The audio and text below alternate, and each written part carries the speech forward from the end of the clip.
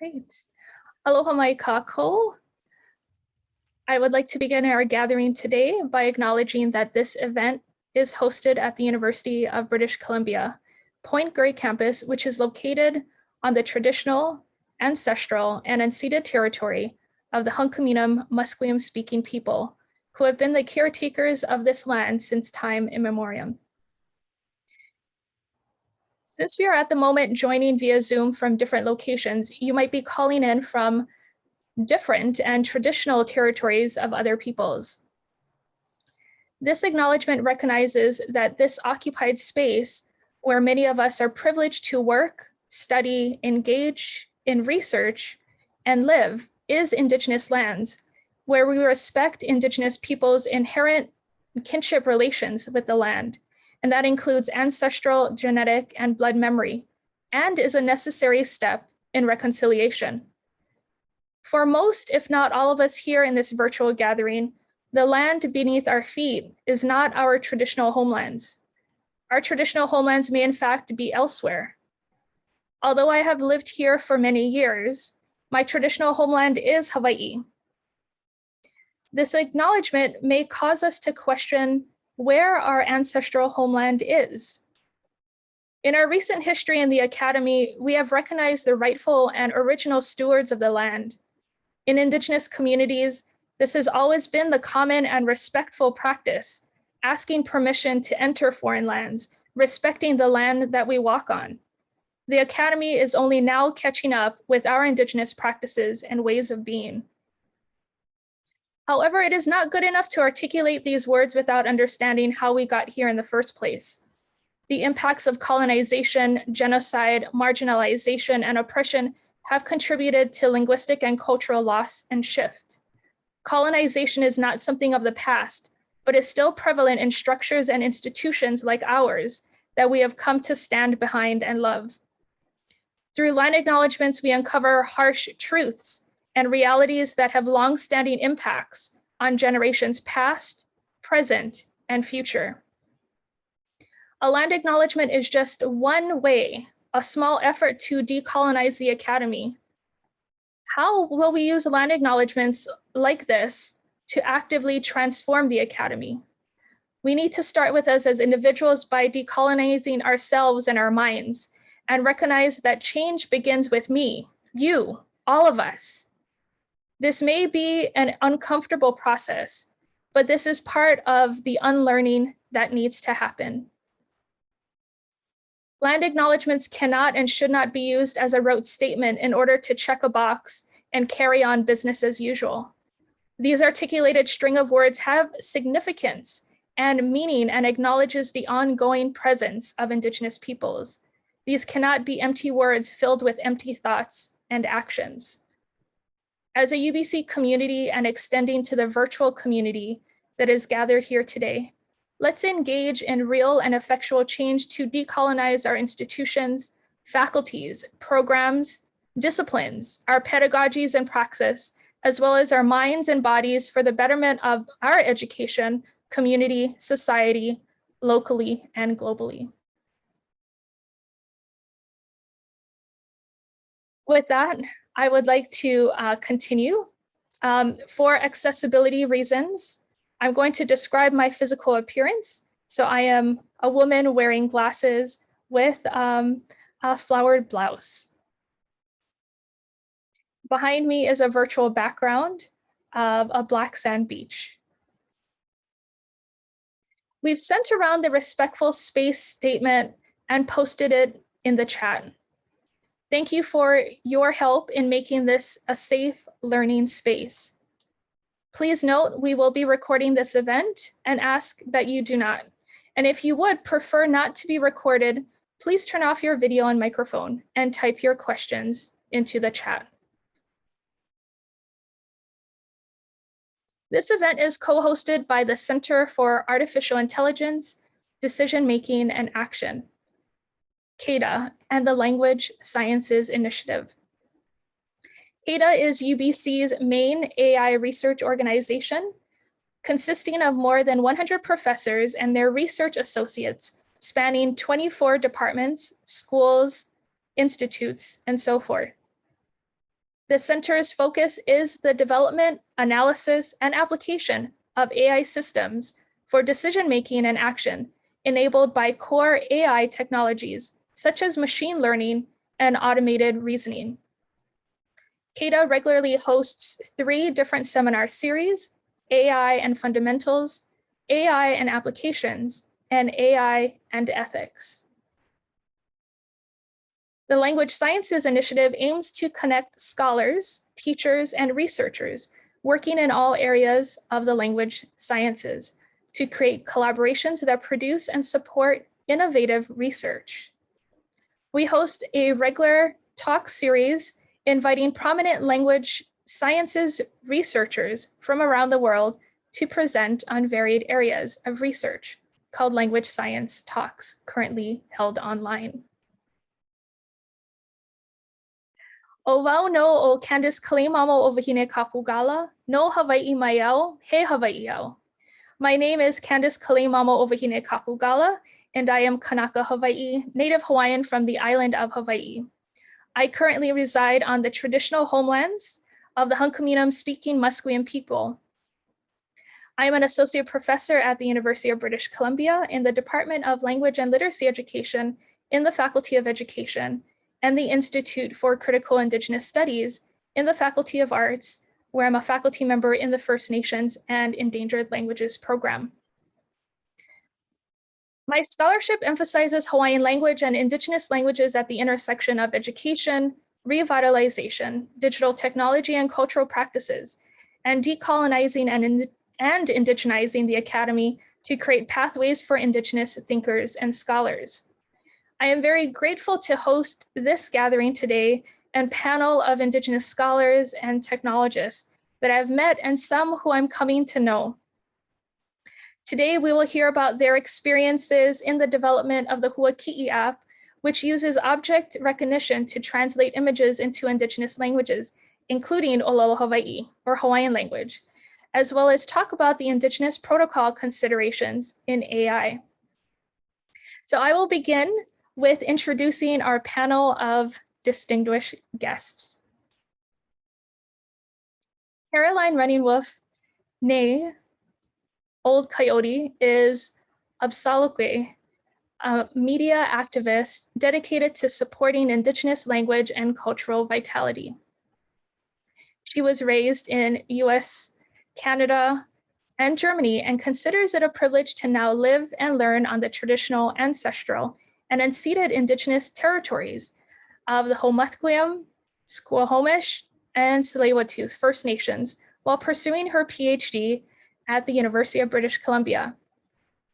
Caroline's PhD research explores potential applications of immersive technologies, AR, VR, and XR, and artificial intelligence to effectively enhance Indigenous language and culture reclamation. She is also passionate about Indigenous data sovereignty and AI ethics. Welcome, Caroline. Michael Renningwolf, who is Northern Cheyenne, Lakota, Blackfeet, was raised in a rural prairie village in Montana with intermittent water and electricity. Naturally, he is now a Master's of Science in Computer Science. Though he is a published poet, he is a computer nerd at heart. He was raised with a grandmother who only spoke his tribal language, Cheyenne, which, like many Indigenous languages, is near extinction. By leveraging his advanced degree and technical skills, Michael hopes to strengthen the ecology of thought represented by minority languages. In his spare time, Michael pursues Indigenous language and culture reclamation using immersive technologies, AR, VR, and XR, artificial intelligence, and building an automatic speech recognition system for an Indigenous language from the Pacific Northwest. Welcome, Michael.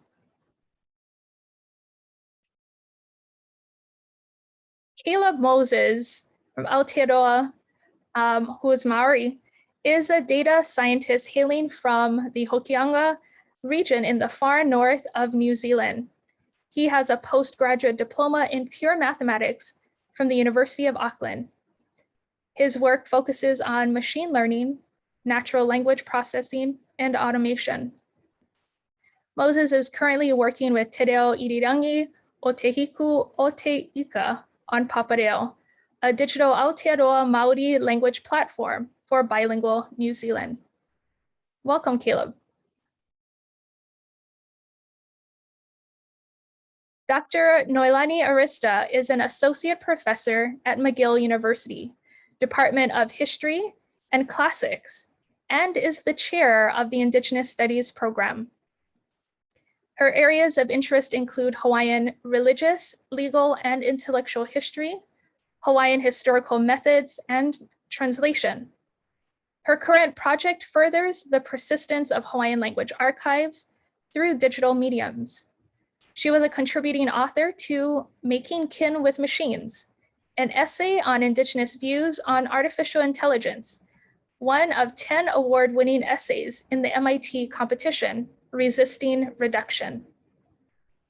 Her book, The Kingdom and the Republic, Sovereign Hawaii and the Early United States, won Native American and Indigenous Studies Association's, or NICE's, Best First Book Award for 2020. Welcome, Noelani.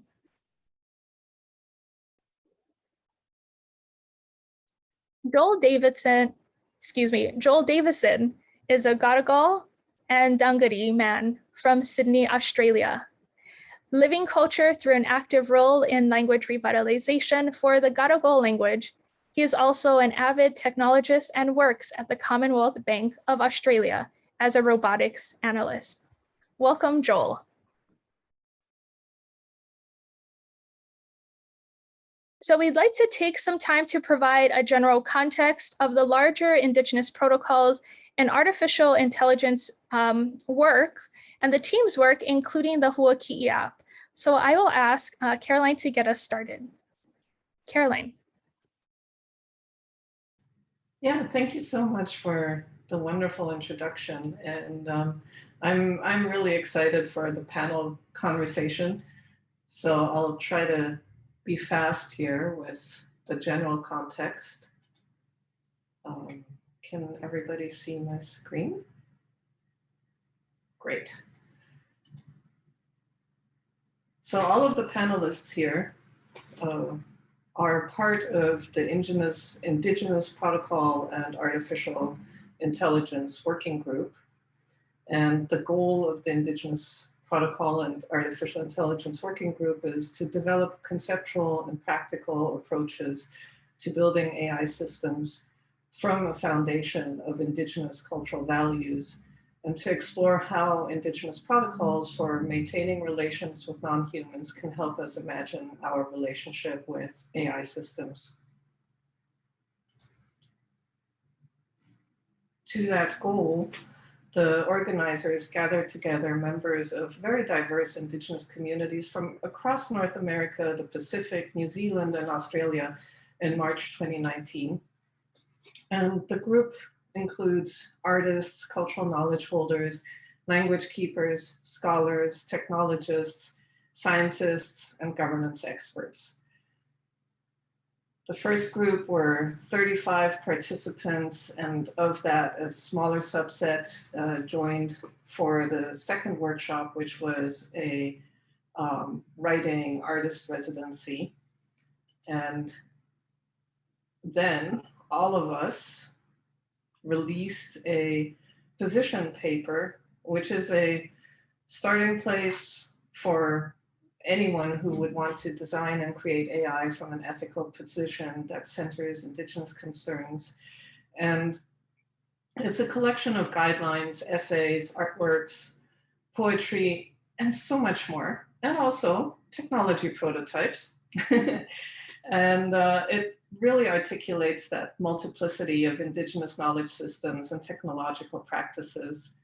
And you can see our team and our contribution in Chapter 5, Prototype, where we describe Hua Ki'i, the development process, the protocols throughout, some of the challenges, and also our future vision, Kuano'o. And how Hua Ki'i came to be is because the organizers, they decided to have these suggested breakout groups, and our breakout group was called Team Prototype. And you're seeing Team Prototype right here on this panel. And we just kind of looked around the room and realized that this is this really rare situation of having an all Indigenous team of language warriors with the tech skills and the cultural and language knowledge. And so we just spontaneously decided to use that week that was a writing workshop to just make an impromptu hackathon and build an AI prototype while demonstrating Indigenous protocols in action. And towards the end of that week, we also made a little video, and I was gonna just share that here really quick. Oh, can you hear the sound? No, I thought so. Sorry. So I think I have to stop sharing and reshare. I'm sorry about that. I forget to do that little click. There we go. No.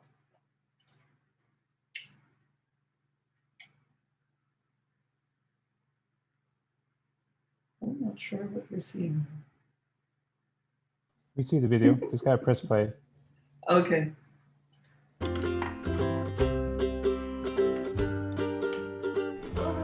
Aloha.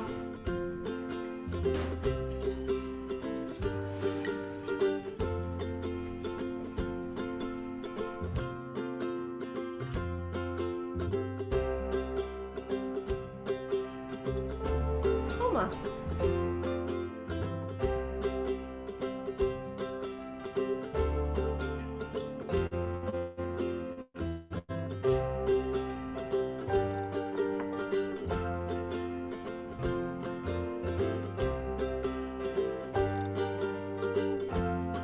Ki aha.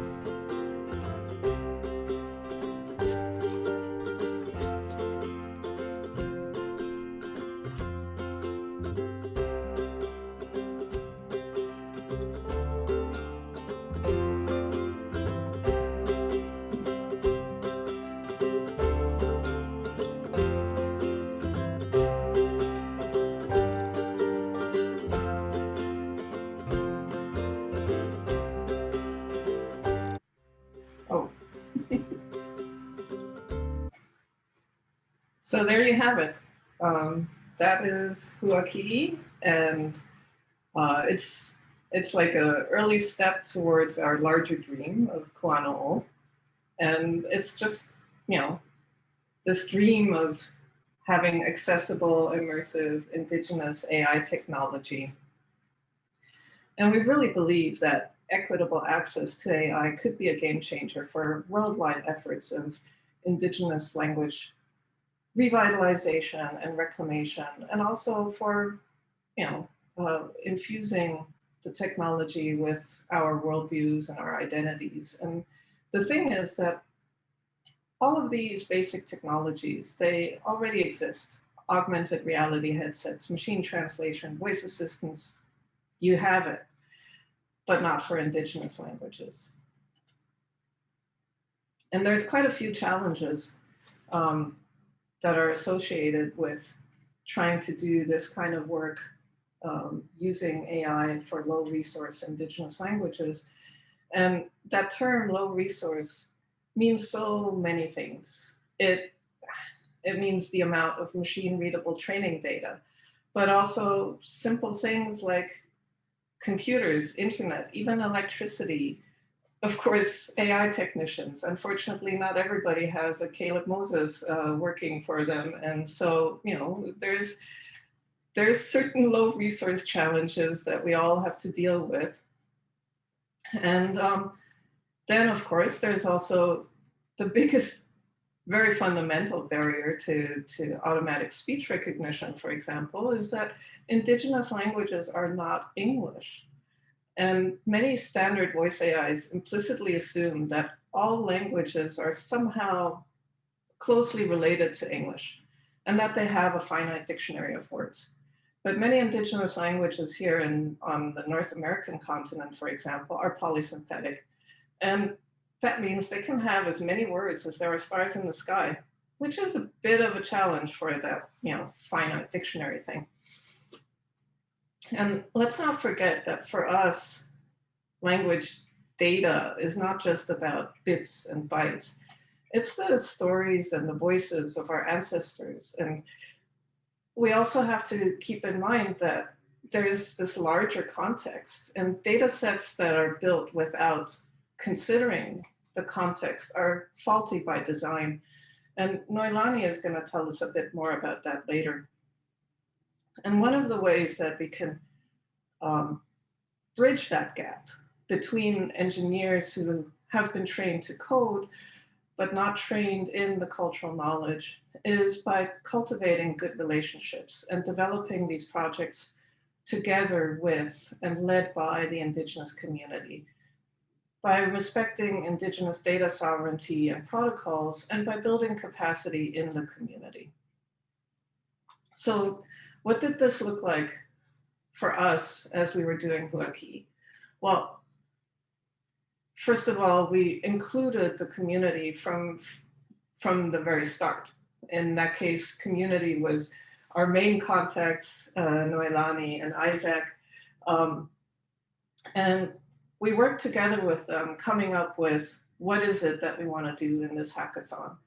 And like, is it going to be a language project? Is it going to be what type of a language project? What's our bigger vision? But it didn't stop there. It wasn't like, okay, we're going to do some brainstorming at the beginning, and then maybe at the end they can put their culturally accepted stamp on it. No, it was working closely and having their input throughout the whole process. And also the naming.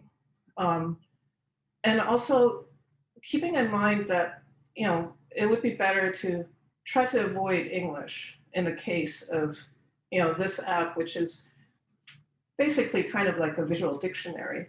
And so to stay immersed in the language, we had the user interface focus on iconography, and instead of having to type in a word in English or in the language, we had the image recognition.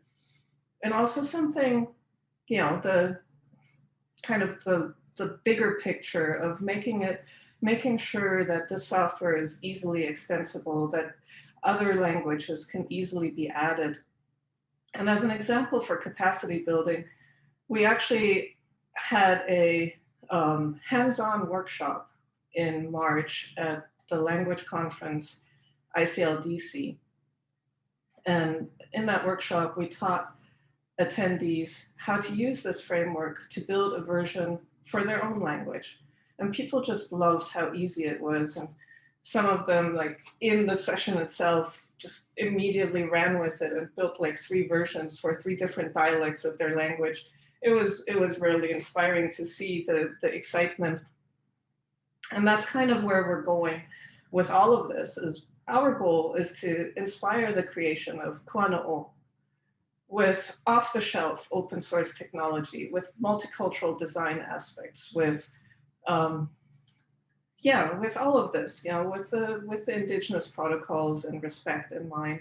And we're really convinced that with careful investment, Indigenous communities can build their own voice AI, augmented reality apps, and be the spearhead for conversational AI. And the beginning of this greater vision was by starting with Hua Ki'i, a simple visual dictionary tool.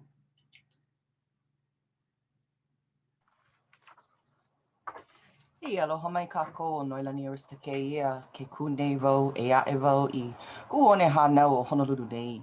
My name is Noi, I'm from Honolulu, and here I am in Honolulu. Aloha mai kākou. So Hua Ki'i, an object detector, is for us a Hawaiian word viewer. If we work in any capacity in language or historical reclamation, we probably fantasize about waking up one day in a world where our native language is spoken everywhere around us. Hua Ki'i is a program that lets you use your digital device as a point and click sort of visual dictionary. For myself, it was intimidating to be placed on a project team that was developing a new technology. You might call me sort of before this project technology illiterate almost, except for databasing and word processing. I wondered about my capacity to contribute constructively.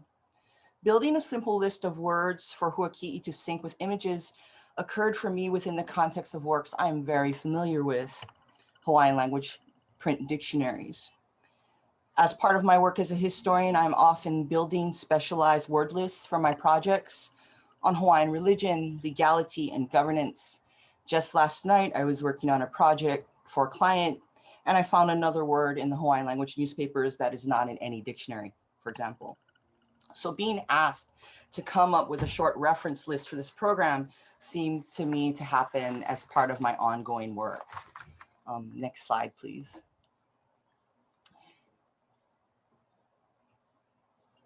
As it happened, on the day we were compiling our list of common words for this app, Ika Aka Pang and I, who is the other team member fluent in Olelo, Hawaii, we were listing words. I would say book, and we would both go puke, cup ki aha, fire hydrant, paipu ki nai ahi. Then when we got to the innocuous simi word backpack, eke kua, I said, while Ika Aka said paiki. And I said, no, eke kua, sack or pocket for your back. And he said, poiki, which is kind of an English sort of appropriation of words, pocketbook, bag. And we found ourselves at an impasse. So what do you do when you're at an impasse and you only have a week to build a prototype? I turned to my Facebook page to crowdsource responses.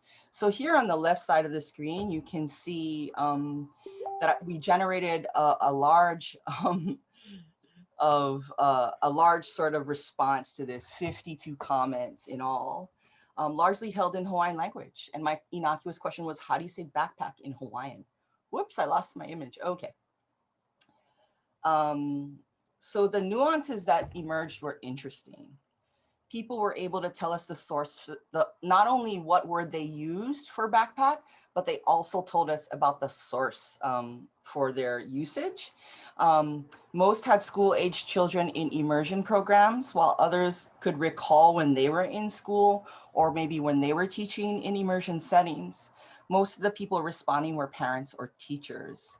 So you can say there are 20 different responses, 20 people responded, 10 different places across the archipelago of Hawaii chimed in, and elementary and intermediate schools were represented. So you can see the breakdown there of the difference, right? And through this conversation, I learned the particular usage of the word ha'ave, which was still in circulation in some communities, and that is to carry a burden on the back. So the emphasis was not on bag, it was sort of on the burden and how it would be carried, right?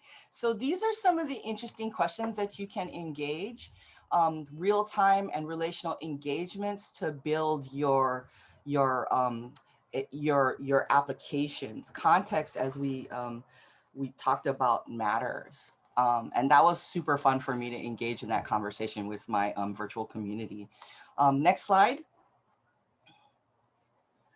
Hua Ki'i was an important project for me because it allowed me to take my decades of training in Hawaiian language and research in Hawaiian language archives, work that had formerly occurred only on paper, but more recently on computers, into a mobile digital medium.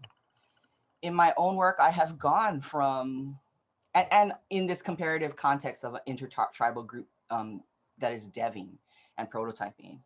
In my own work, I have gone from augmenting printed dictionaries by hand in person with native speakers on project to being able to search in an online portal shown here that has aggregated some of the dictionaries I showed you earlier, but not all of them, to building a modest point and click dictionary that you saw in our video. From Hua Ki'i, we hope to be able to inspire the work of Indigenous teams everywhere. We imagined the future of Hua Ki'i to be kuano'o, which means thoughtful, meditative, and comprehending, like agile, right?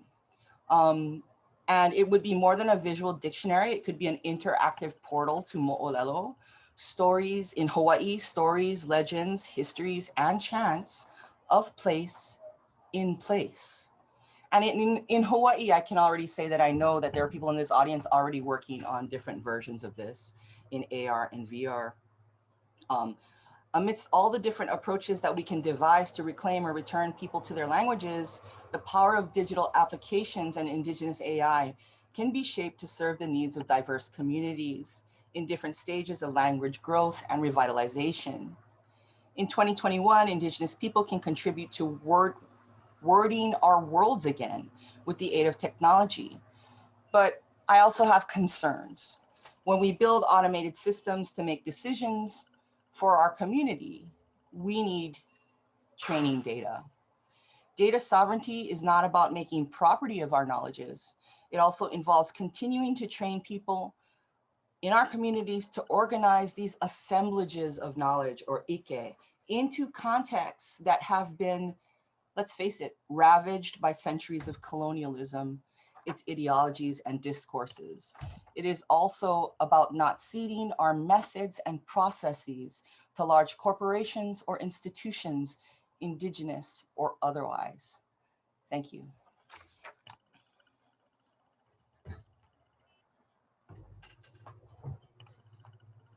Mahalo, Caroline and Noilani. So I will begin with a question for the panel to respond to. So you're indeed a team with a wealth of knowledge, and from the very brief introductions, represent various disciplines from computer science, language education, history, technology, again, broadly defined, and are Indigenous language learners and speakers from various communities. So what was it like, and what are the benefits of working in an international, intertribal team for developing the prototype Hua Ki'i?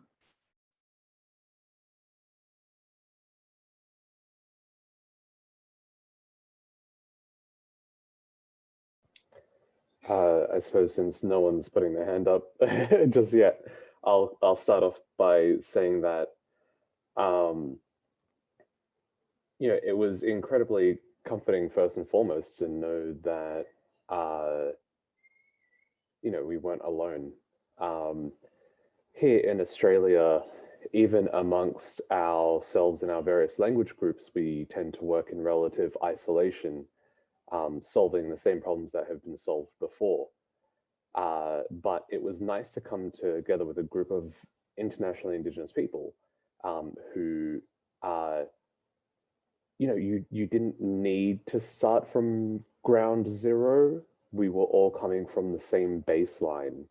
The story of colonization is the same story that's been told hundreds of times before in hundreds of different languages.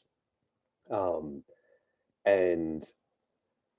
being able to start from the same baseline, being able to feel that we've been ground by the same wheel in some ways, and that we're all there to solve the same problems, but also approach those problems from all of the different perspectives that we were privileged to approach them from through our different cultural lenses and through our different academic and work backgrounds. I think, yeah, it was really comforting, and it's not a project that you get to participate in often.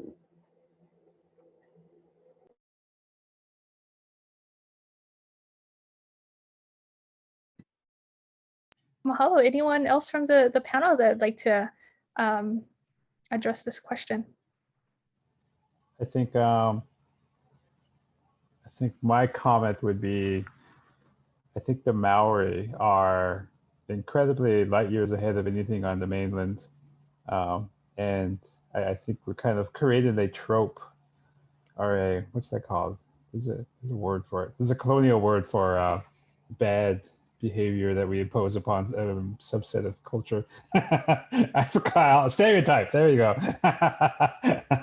I just taught my very first class at my new job today, and so mine's kind of mush right now. But I've been working with islanders to me, I'm landlocked. I grew up in Montana, and our mode of mobility was the horse, and all their terminology and words and worldview speaks about the plains and horses and moving around on the land and our relationship to natural elements, and then working with islanders who have a totally, completely different world. Their mode of transportation is the ocean and the currents, and being able to understand that perspective, which it's always enjoyable for me to find new weirdos, and Nolani is definitely is up there, and Joel, and like Joel said, yes, we all experience colonialism, but it's also very different for each and every one of us, how we dealt with it, and then like in the positiveness is like how we've persevered differently in massive traumatic change, and having my stereotypes uplifted and changed and perspective skewed to different indigenous peoples. Like, yes, we're all indigenous, as Joel says, but we're also extraordinarily different people. Like in Australia, everything is trying to kill you, apparently, except for Joel. He just wears really, he wears snazzy shoes. That's really, but unless you touch his shoes, then yes, he'll try to kill you. And I recently learned that pineapples do not grow in trees. So I was telling Nolani I want to like run around the pineapple groves one day, and she's just schooled me on how it's very colonial what I just said. Because I don't know. Like for me, and that was enjoyable. And how so that affects also our technical approach. I think like having the input from Caleb and the Hawaiians, people we worked with, and how we the perspectives we were able to converge these various perspectives on a singular goal, and that was exciting for me. I guess I'll just add one tiny thing at the end. As a former project manager, I'm used to leading teams that are, from different backgrounds, as in accounting versus IT or something. And this was the first time that I was able to work on an all Indigenous team like this, and it was so much easier, so much smoother. We just were naturally on the same page. So that's. Caleb, what was the experience like for you? Oh, Kalamai Noilani. I just wanted to acknowledge really quickly, we have Carrie Noy in the audience. She was the other person in the video, and she is also like a graduate student in the visual and digital lab over at UH, working on her own projects as an animator and content developer in Hawaiian things. Mahalo for acknowledging that. I did recognize her name in the participants, so thank you again for acknowledging her as well. Aloha, Carrie. Caleb, what was your experience like working with this team? Aloha. Yeah, it's funny actually that Michael would bring that up. I think it is definitely a trope in our little friendship group. The technological brilliance of the Māori people. And I mean, so humble, by the way. Yeah.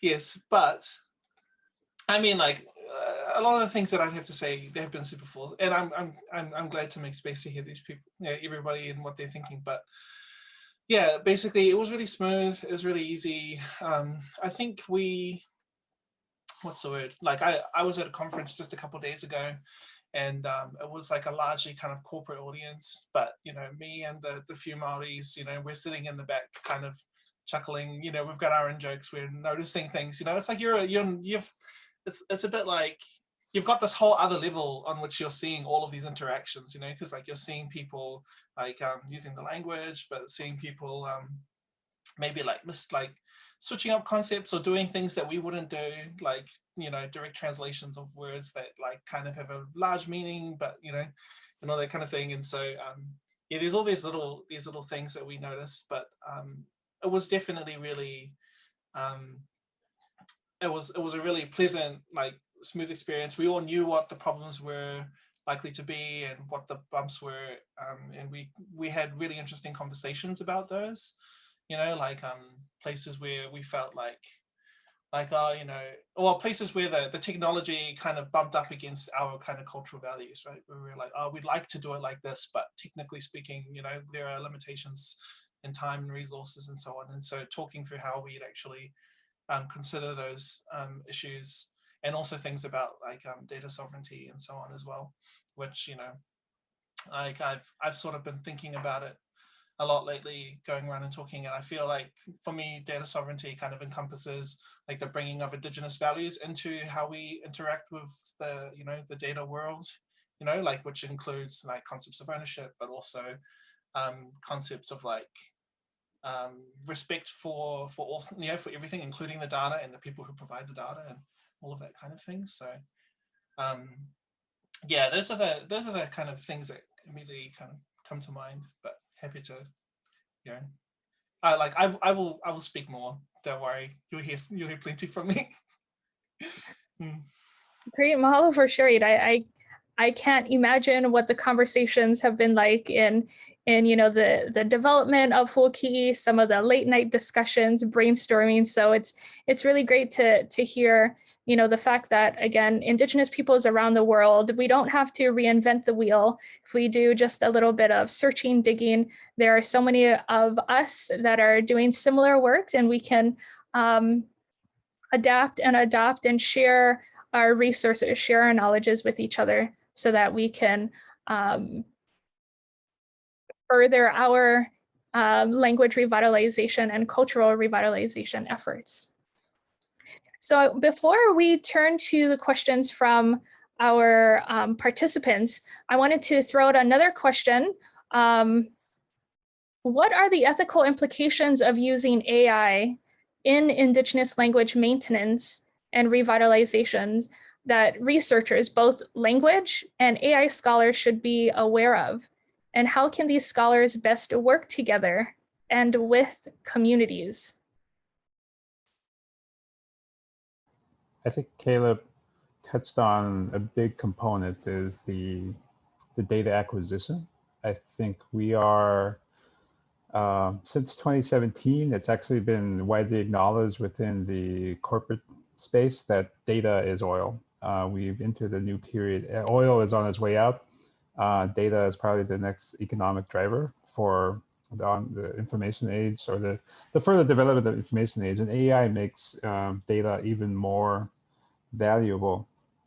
And so I think it's critical that we Indigenous communities begin to be aware of the issues around data sovereignty for ourselves, you know, our personal data. What websites are you looking at? What political views are you expressing on open media? And also for the communities that you work with and serve our allyship with. And we need to be aware that even though you may be doing something intentionally good, sharing data publicly locks it into proprietary formats. Like if you share data on, like put a post of I know my uncle does this. He puts a post on Facebook, and technically, by terms of service, Facebook has been licensed that information.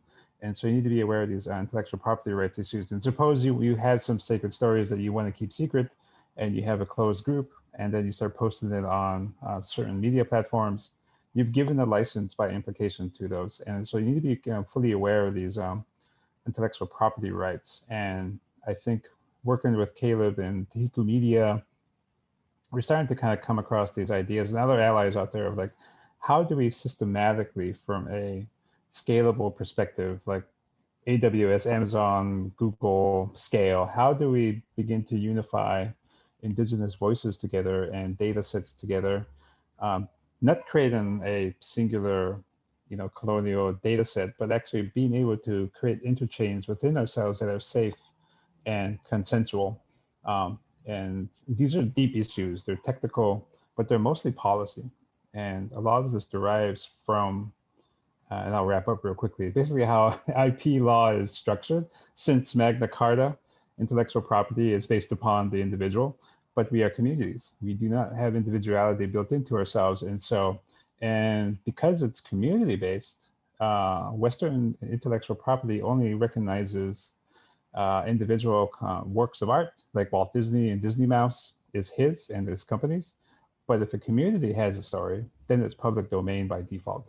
And that puts it into a risk for the communities, and so that people can, outsiders come in, and if you have a community song that's sacred and is performed, and if someone surreptitiously records that song, they technically own it too, because they have the conveyance, because it's public domain. Because public domain is a very weird, and it's being leveraged against us. There were entities, really interesting Wired article that I'll post in the chat, that on Caleb's work with the Hiko, because they're fighting big tech, because they're coming in, recording audio. Yes, it's technically open source domain data, but because they own the database, now it's proprietary, and they are not obligated to share the data anymore.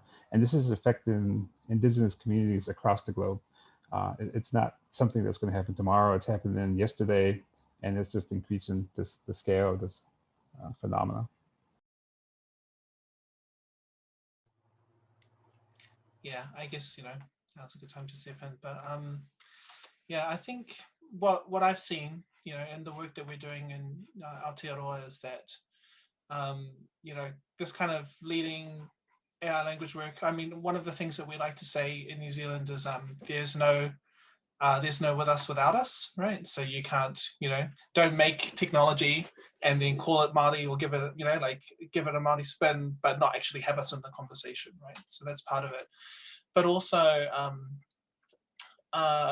the other thing that I've also seen is the kind of incredible work that the things you can achieve if you're working from the community level up, like there are certain things, as a data scientist, there are certain things that I can do, and there are certain things that I can't do, and part of respecting like the data sovereignty of, like Indigenous language holders and so on, is respecting that just because I can write the algorithm, it doesn't mean that I own it all. Like the ownership rightfully belongs with those people who, what's the word? Well, those communities who either contributed the data or who are the traditional knowledge keepers of that language. And the other thing you also learn is that that's fine. It's fine. Like these people, they're the rightful owners of that data, but they're also like they're the ones who have the most have the most at stake, but who also like, they've got the most like invested in it, so they're going to make sure that what you get out of it is the best possible thing, right? Like a part of the, I don't know, maybe it was like my Christian upbringing or whatever, I don't know, but I'm reminded of that story, right, of like King Solomon, and there's the two women who said that the baby was theirs, and the king says, okay, well, I'll cut it in half and then we'll see.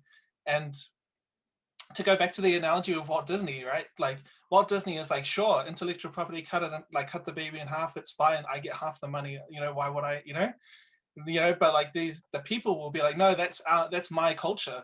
You can't cut that in half, like it's not, it's too precious, And so I think like making sure that those people who really care about the language, about its integrity, about its what's the word, like about intergenerational transmission, passing it on to their children, like traditional knowledge and so on, like that's like really, really valuable.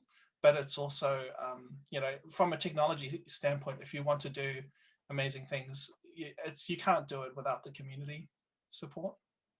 Yeah. So I'm gonna throw a wrench in all that conversation about the community and talk about an archipelago being a community, and talk about a place where when I was being trained 20 years ago, native speakers were putting me on projects and I was training with them on research projects. And now there aren't a lot of native speakers really to knit together a living sort of community. And we've put a lot of energy into immersion schools. So when we say community in Hawaii, we can't fetishize the oral. People want to fetishize the oral. We are the site of the largest indigenous textual language archive in Native North America and the Polynesian Pacific. So it seems very strange to ever determine orality over the orality that was fixed in print from the 19th century and prior to that. So the work that some of us are doing in archival Hawaiian materials, published and written, people might be encouraged to think that there are no ethical norms that govern the transmission of the data, but then you have to go back to how were people trained to pass on knowledges between generations. And it's not this proprietary thing where we own it. And we are complicated in Hawaii by being the most sort of marketed, maybe indigenous people on the face of the earth. Like I can't say Waikiki to anybody without them going, oh yeah, white sandy beach, right? So the tendency to, you know, if you search aloha on Google and you do an image search, or if you search aloha and you do a business search, you'll come up with, you know, maybe some of you remember Aloha Poke a few years back, tried to copyright the word aloha, right? So we are already on fraught terrain in Hawaii, and it's hard to pull off what is colonial and what is Maori. So working in between these considerations, what is ethical? Who's the community? Who do you go to say, well, okay, this is, you know, you saw me, I turned to Facebook, right? Like, and people are gonna say to me, okay, well, do they know that you're using their knowledge? Well, they're on a public platform. And yes, I think people who watch me on Facebook know that I do this, right? Like, it's kind of implicit. But working in an archive, like I was working with my archives team last week, we had ministers come in to talk to us about their concerns about some of the information in the letters, in the manuscripts we're dealing with, that people are gonna feel like they don't want that public domain, right? The behaviors of people sort of, you know, who are expulsed from the church, for example.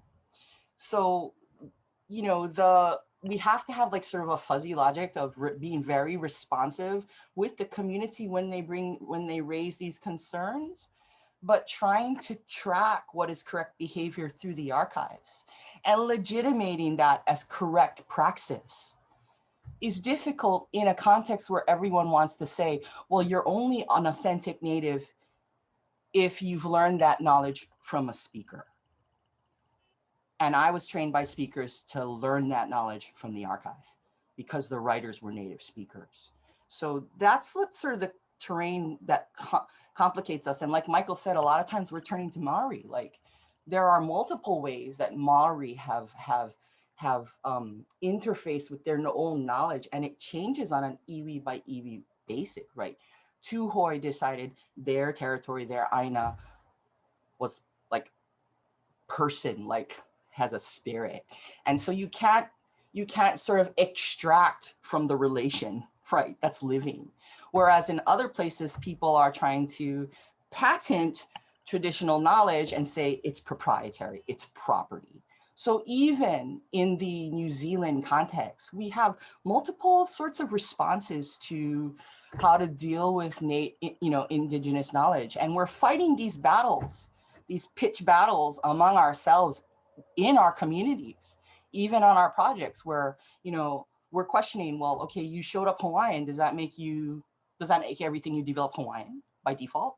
Okay, but you're not speaking language or you're not looking at these sources. So what, the social media platforms throws a wrench in how we traditionally govern knowledge, right? Because anybody can get on Facebook, anybody can get on Instagram and say, hey, I'm a developer, I'm an influencer. And all of a sudden, the mana that inheres in passing on traditional knowledge or those traditional knowledges sort of, hey, if you're an influencer, what you say is, it's true, right?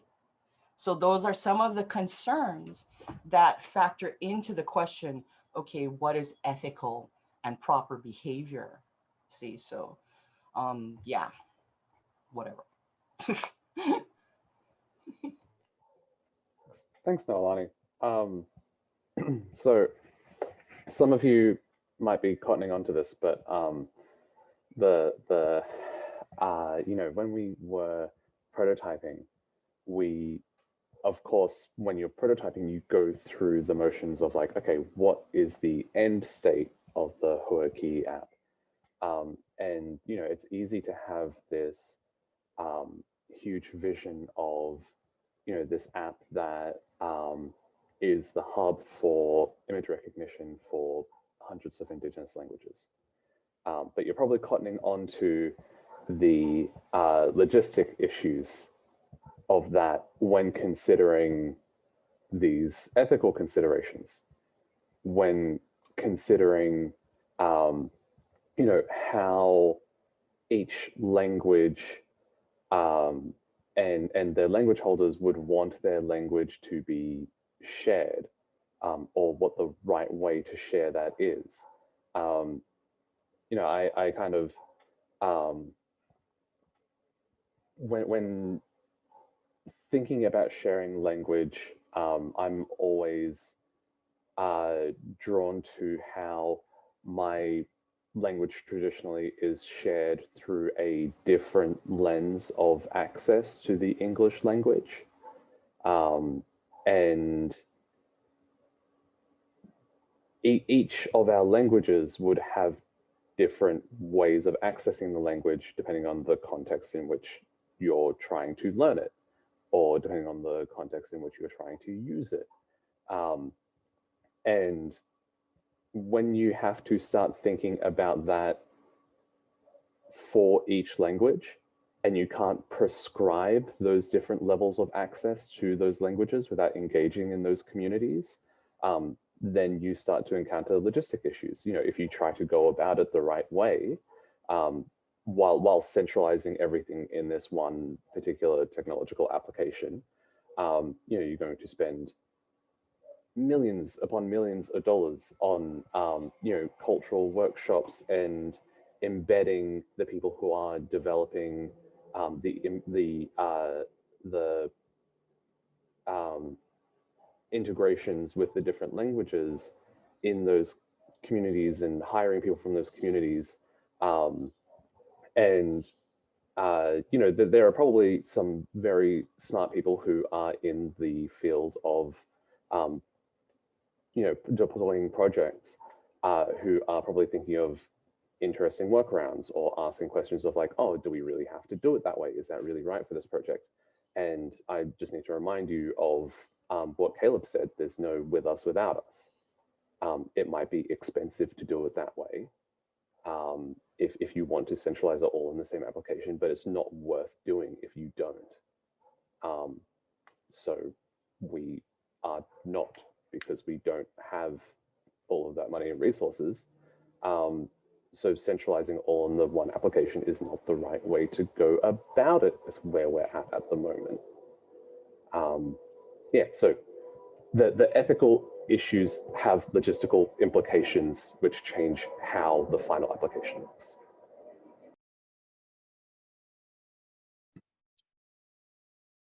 Mahalo, thank you for sharing the ethical implications and considerations of using AI, the complexities that exist within each of our individual Indigenous communities, again, however we're defining community, as well as the disciplines that we're trained in.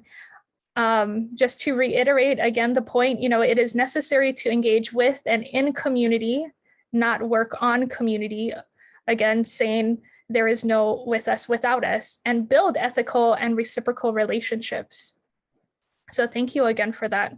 Now I'm going to move to questions. I will start off with James. I did see your hand up earlier. Maybe we can start with you. Imot, thank you. Chetum Quiname, Imot Samswagan, Kochu Kapi, Nishtash Geja. I'm really happy to be here. You shouldn't have mentioned my name, because I'm a bit of a goof, kind of like Michael. So Michael, we're definitely kindred spirits. So anyways, really there's so much to talk about, and I don't have time, and there's not enough time here. And I don't want to take up the space. But what I'd like to say, though, is that interface is beautiful. And the discussion, Leilani, on the data sovereignty, you nailed it completely.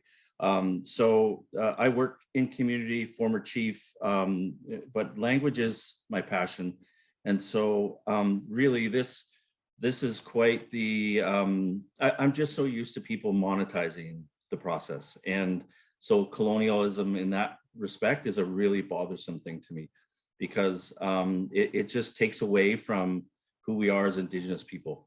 So I want to thank the panelists for your candor and just a wonderful project. And obviously the Maori are doing some wonderful things, but I think we're all doing wonderful things in our community. So I also want to encourage speakers and teachers to get into this space. This is definitely something that we have to bridge that gap between technologists and architecture specialists, and also with teachers, educators, administrators, and the like. So bravo, keep going. And thank you, Caroline, as well. Wonderful. Let's keep going. Thank you. Imwe. Mahalo, James. And we have from the chat, and I'll just read it from Warren. In regards to ownership, how have people responded to making language learning material public versus keeping it within the community? And this is something that their language project has grappled with. Caroline, you could probably answer that best. I guess my answer would be that it really depends on the individual language community. So there are communities that are very public, very open about their language, and are happy if anyone across the world is interested in learning their language. And then there are other language communities that have a different perspective, a different approach, and really just want only their own people to learn the language, and feel it's kind of an intrusion if some random polyglot says, "Oh, this is so cool, I'm going to learn your exotic language now." So I guess the respectful way to deal with that is to, respect whatever the individual language community wants.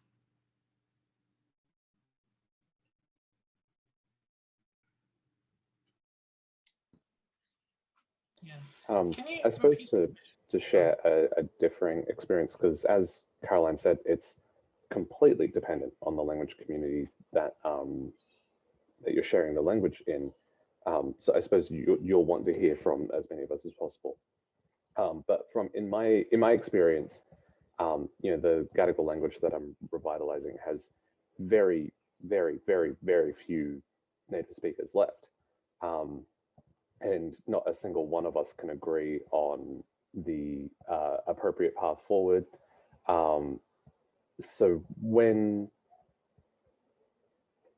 However, each of those native speakers have a extraordinary wealth of knowledge that may not overlap with the other speakers. And when one takes action to share the knowledge, others may recede and hold their knowledge closer. So what you find is that the people who recede and don't share their knowledge, that knowledge doesn't enter the public sphere. That knowledge doesn't become part of the public lexicon about your language, right? And if you are sharing language, it's important to consider that the perspective that is being shared is the perspective of the speakers who are willing to share.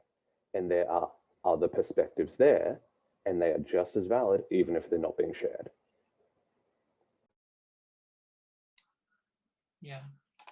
I think in New Zealand, well, what happened? We've had a kind of language revitalization movement since the 70s. So basically there were some large protests around not one more acre of land being stolen and so on, resulting in the formation of a tribunal, which is a kind of Māori recognized tribal court kind of thing that they can basically issue. It's a system that allows Māori to issue claims to the government on behalf of their people for grievances, and often they revolve around language.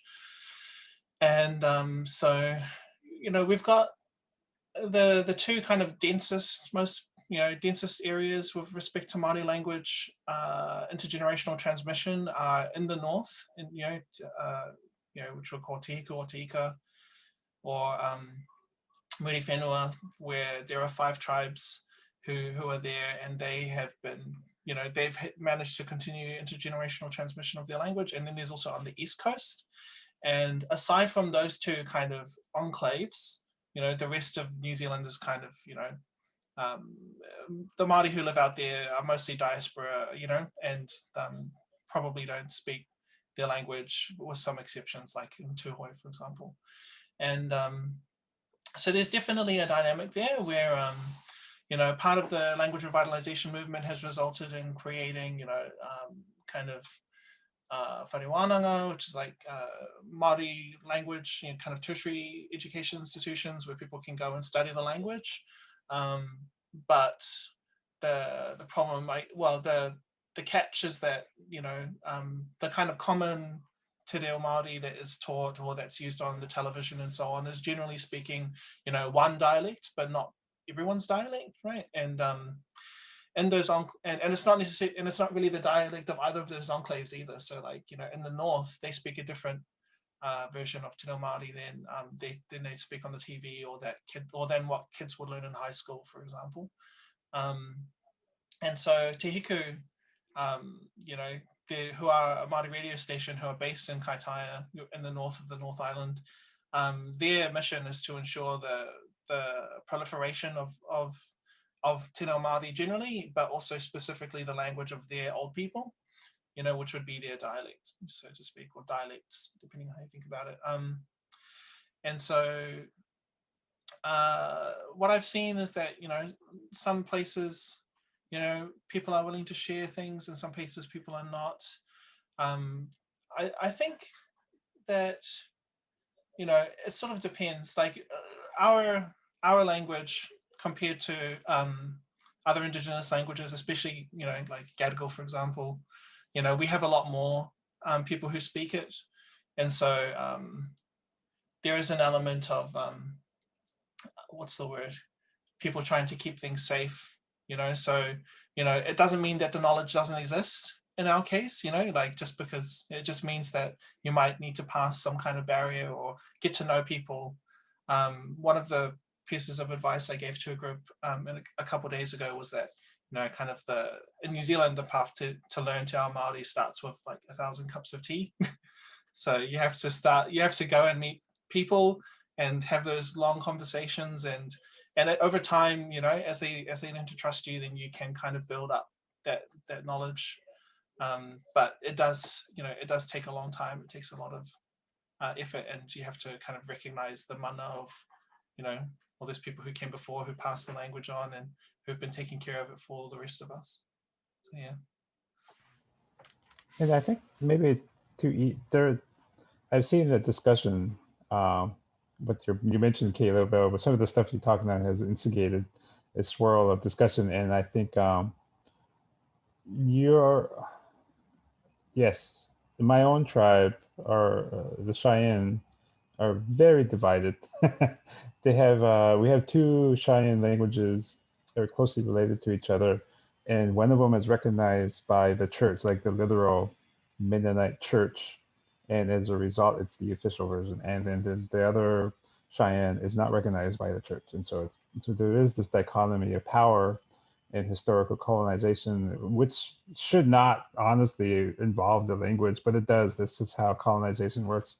You divide and conquer. You take one language and pit it against the other language, even though they're the same people. And that's kind of affected how I perceive the solution. The solution to me isn't that the problem that you're describing here is that you have 2 entities within a language community who disagree on the path forward, and you're the third party coming in as an ally, maybe a researcher, a linguist, or an AI researcher, or even just another crow from Montana working with Hawaiian. And there may be dispute within the community. And the solution to me is that have no need for us in the first place, have natural internal resources so that the communities can build their own technology in the first place. So Hua Ki'i is actually an open source software. I don't mean to, we would, maybe if you have time, we may be able to give a quick demo, but I give the link here and it's open source. We made it intentionally open source. We took technology that was off the shelf very intentionally because we didn't want to wrap it up in proprietary systems. And it's real easy to fork it or create your own version and do it yourself. So you don't have to share it with us back. And it's all offline. There's no privacy issues.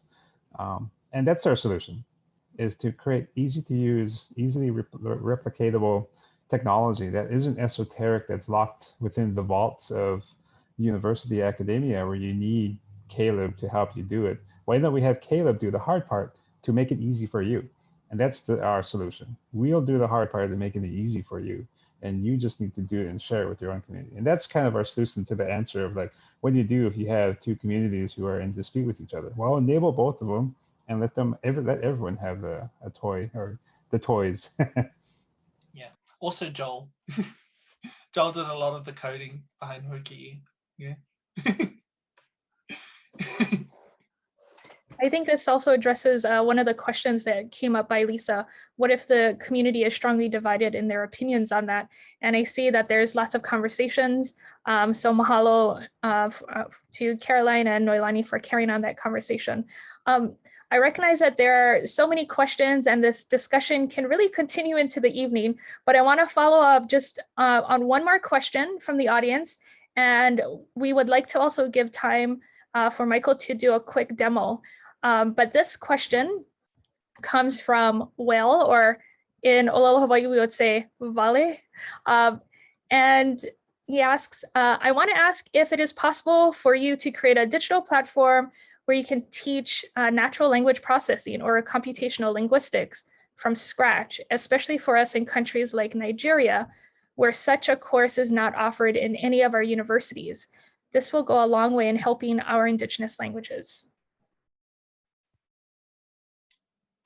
Yeah, so the first thing that comes to mind is that there are people who are working on this at the moment in South Africa. There's the Masakane team. There's I'm going to get a link and then share it with the group, but they are a kind of group of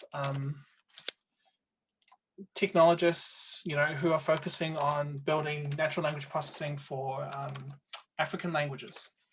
And they've got a pretty active community. Like, I'm on their Slack channel and they're always talking about stuff that they're working on, papers and so on, but I'm sure that they have,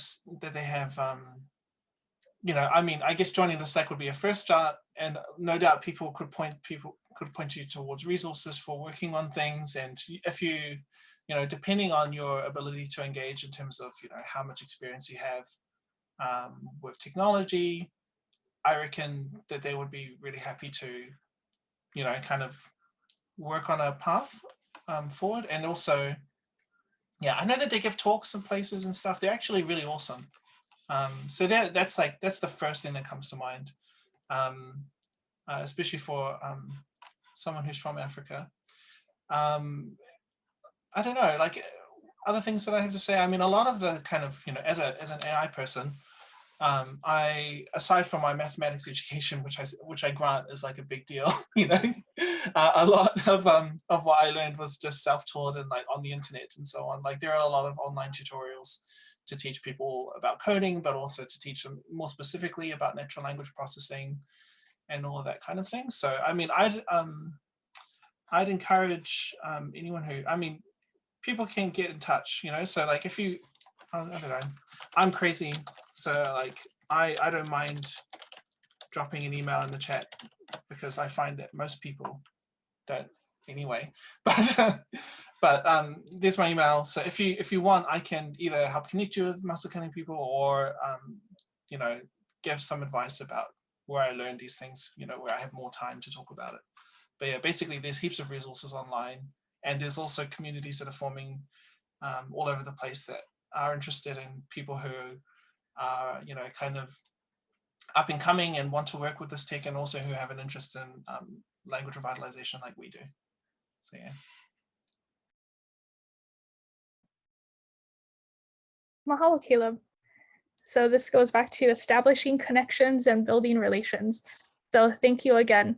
And I will now turn it over to Michael.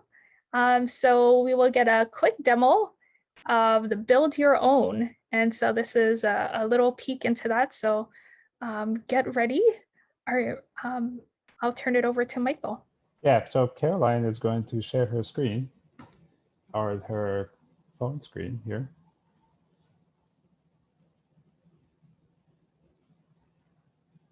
There you go. Okay, so what we have here is the app. If you go to huaki'i.indigenousai.dev and you press the camera button,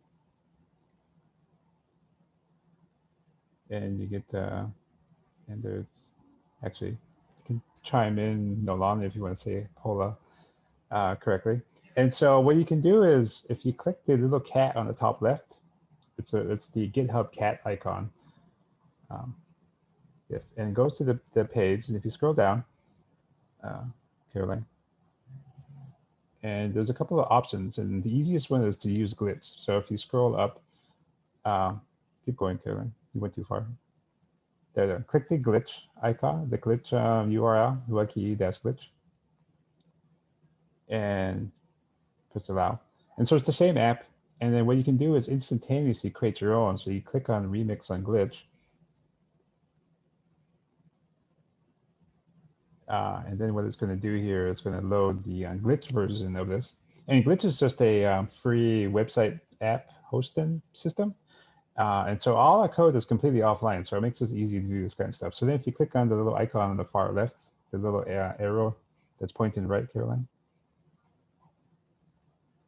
Yeah, and then go to there's a dictionary.json at the second to the bottom. Yeah, there you go. And perfect. And so if you work for a language community, what you can do is you can close that. Yeah, perfect. You can change the words. So you can change bowl back to bowl, for example. Or German, you know German. You can say, what's German for bowl? Bow. Okay. Anyways, and then what you can do is then click the sunglasses at the top middle, and then in new window. And then so in theory, you would do this for your own language community. You wouldn't do this for translate it back to English. What's the point? And then you click there you go. And then just like that, you've just created your very own AI app. And this is what we're talking about, is the solution, the real solution to the problem of equality in AI technology is having open source technology that is super easy to distribute. And within 4 minutes, even a crow, enemy of the by the way, just to real quickly, you guys are you're not from Montana, so you don't get the inside joke. So I'm Northern Cheyenne, and Caroline is Abzaliga, and we one side of us, one tribe was on the right side of history, the correct side of history, and one tribe resisted colonization. Even like that, I'll let you guess which tribe is better. Anyway, we love each other. We just have to teach each other, though. If anyone knows us, that's sort of a anyway. And that's that. Yeah. Feel free to share it. Feel free to fork it. We don't. It's completely open to you guys. We did put a GPL license, so if you discover that you're trying to commercialize this app, we'll come after you. But other than that, do whatever you want. Just don't try to sell it. Then you get mad. We don't want anyone to sell it. It's free. Yeah, just for the curious, just a bit about how it works. So basically, it uses like the image the object detection model. It basically pulls it from the internet. So there's a small number of megabytes file. I don't know, is it 2 megabytes, maybe 3 at the most? So basically, you start the website. It sends a request to grab the object detection model, and then it runs it locally on the device. So what that means is that your images and so on, they don't get sent off to a server that's owned by Google, for example. Like your phone does the work for you. you know, in my work, we're quite interested in kind of low resource machine learning. And this is the kind of thing that you can do when you've got that, you know, like if you can kind of take models that normally do complicated tasks and shrink them and make them nice and tiny, then you can do things like send them around and run them on devices. And it makes things cheaper, it makes things more energy efficient, it makes things like faster, you know, because, you know, once you've got the model, you can just kind of run it on whatever you want. And it also it helps respect data privacy and data sovereignty as well. So yeah, because yeah, Hua Ki'i is also, yeah, there's no data collection on our end, which is quite deliberate from Michael. And also, you know, the kind of front-endy, you know, having an interface and buttons and stuff, that was what Joel worked out. So yeah, we're just really, it was really awesome, real dream team.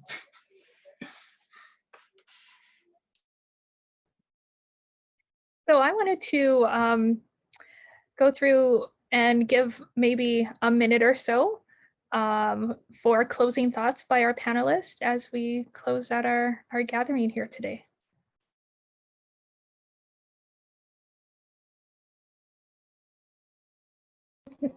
We're all not alphas. Just real quickly, thank you for coming, and again, share it. We don't care if you find it yourself in the wild. We love to hear from you. I'll put my email in here, and feel free to reach out to us.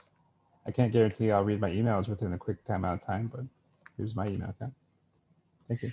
I'm actually surprised he's putting his email and not mine, because usually it's go talk to the boss. I always forget what your email is. I always just type it.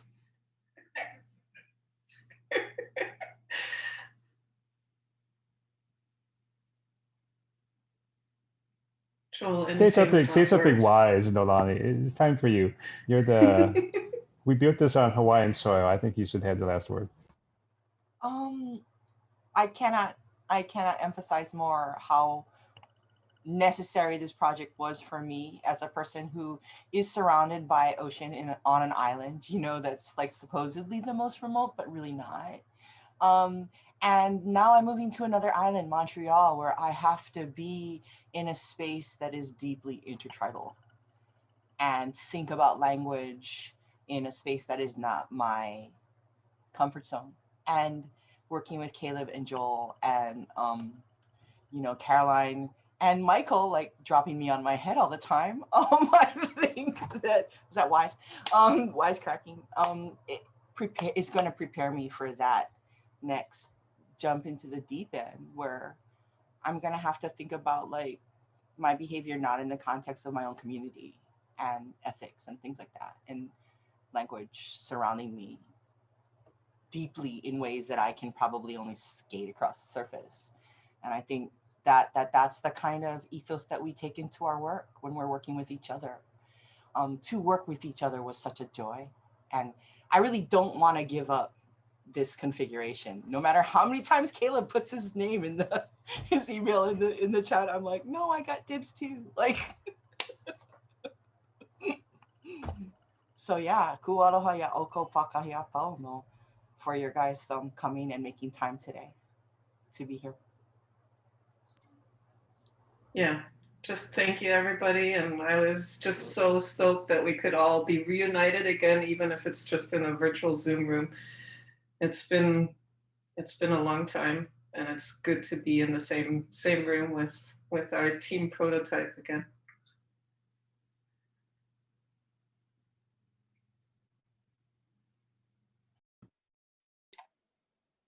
Yeah, from me, you know, just everybody, thanks for your time. Thanks for coming, listening to, you know, us talk about our work, but also, you know, like learn about, you know, all the stuff that's going on.